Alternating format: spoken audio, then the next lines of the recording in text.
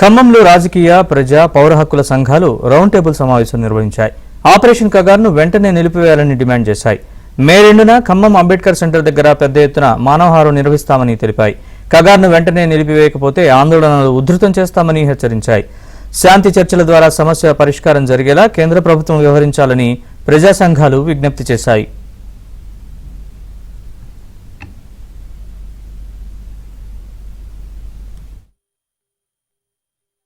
హత్యల్ని తక్షణమే నిలుపుదల చేయాల్సిందిగా ఖమ్మంలో రౌండ్ టేబుల్ సమావేశం డిమాండ్ చేస్తుంది.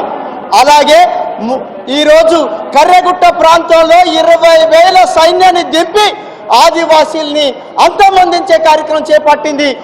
సైన్యాన్ని వెనక్కి తీసుకురావాల్సిందిగా కోరుతున్నాం. మావోయిస్టులు చర్చలకే సిద్ధమన్నారు.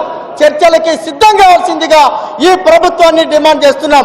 ఈ చర్యలకి పూనుకోకుండా దాడులతోటి, హత్యలతోటి, హింసతోటి ప్రజా ఉద్యమాన్ని వెనక్కి కొడదాం అనుకుంటే మాత్రం తీవ్రతరం అవుతాయి ప్రజా ఉద్యమాలు అని చెప్పి ఈ రౌండ్ టేబుల్ సమావేశం కేంద్ర ప్రభుత్వాన్ని హెచ్చరిస్తున్నది.